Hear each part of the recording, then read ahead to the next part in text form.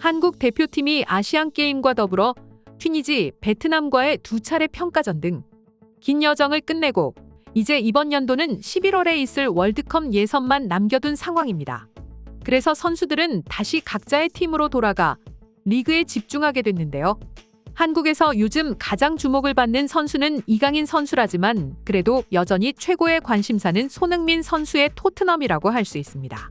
다들 아시는 것처럼 토트넘은 모두의 걱정과는 달리 리그 최상위권을 달리고 있습니다. 손흥민과 함께 팀의 주축이라고 할 수 있는 케인이 김민재 선수가 있는 미넨으로 이적했기 때문인데요.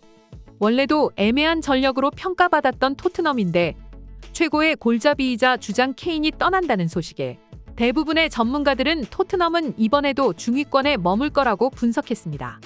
하지만 손흥민 선수가 토트넘의 주장을 맡기 시작하고 감독마저 바뀌자 토트넘은 모두의 예상과는 반대로 리그 최정상을 달리고 있습니다.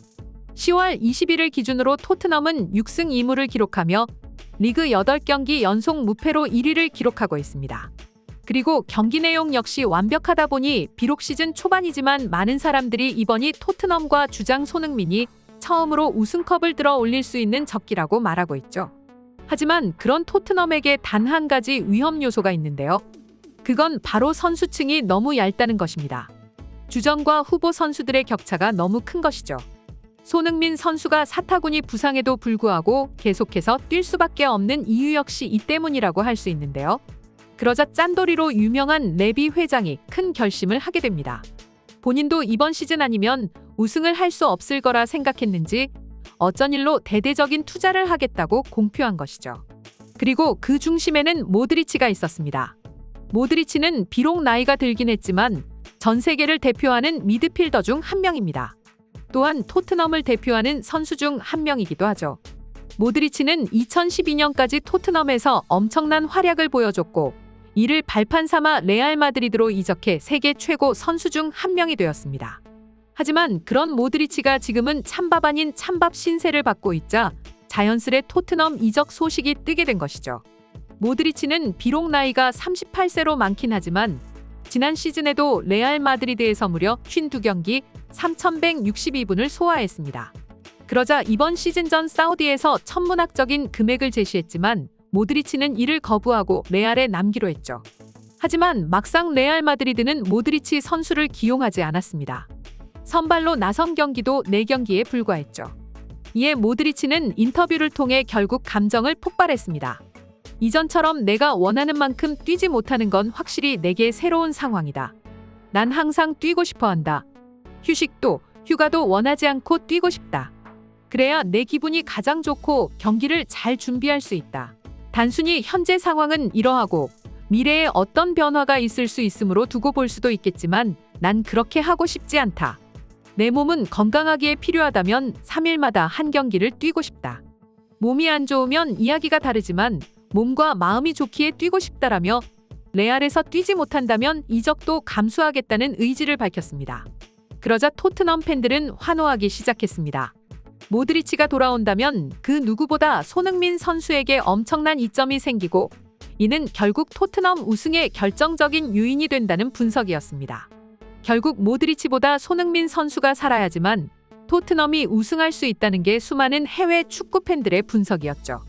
아무래도 손흥민 선수는 킬러 패스를 찔러주는 미드필더와 함께 있을 때 그 어느 때보다 빛을 발하기 때문입니다. 실제로 과거 토트넘 소속이었던 에릭센 선수와 손흥민 선수는 매우 뛰어난 호흡을 발휘했습니다.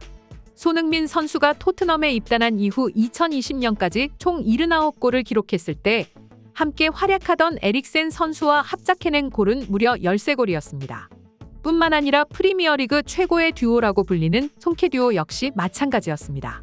다들 아시는 바와 마찬가지로 케인 선수는 단순히 스트라이커 역할만 하는 것이 아니었죠. 케인 선수는 골도 잘 넣을 뿐더러 상대 뒷공간으로 찔러주는 킬패스가 일품인 선수였고 또 손흥민 선수는 그런 공간을 누구보다 빨리 캐치하는 선수였습니다. 때문에 두 선수는 순식간에 상대 수비벽을 허물고 뒷공간을 만들어내면서 손흥민 선수는 결국 2021-2022 시즌 득점왕에 올랐습니다. 그리고 이번 시즌을 앞두고 그런 킬패스를 찔러줄 수 있는 케인 선수가 바이에른 뮌헨으로 이적했죠. 하지만 레스터시티에서 메디슨 선수를 영입했고 이 선수는 또 한 번 손흥민 선수와 현재 수많은 합작골을 만들어내고 있는데요. 특히 메디슨 선수의 영입이 손흥민 선수를 살렸다는 평이 많은데 실제로 메디슨 선수는 잉글랜드 프리미어리그 내에서도 수준급의 플레이메이킹이 가능한 선수입니다.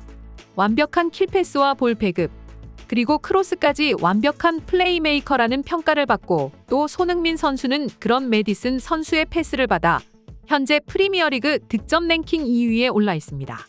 그런데 여기에 더해 발롱도르까지 수상한 모드리치 선수까지 토트넘에 합류한다면 완벽하게 손흥민 선수는 부활할 수밖에 없고 다시 한번 제2의 전성기를 맞이할 수 있지 않을까 하는 것이 전 세계 해외 네티즌들의 평입니다.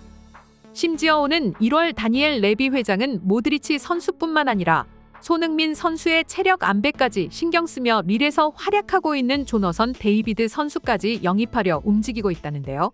그렇게 된다면 정말로 리그 우승 가능성도 배제할 수 없고 그런 꿈 같은 일이 실제로 일어날지도 모르겠네요.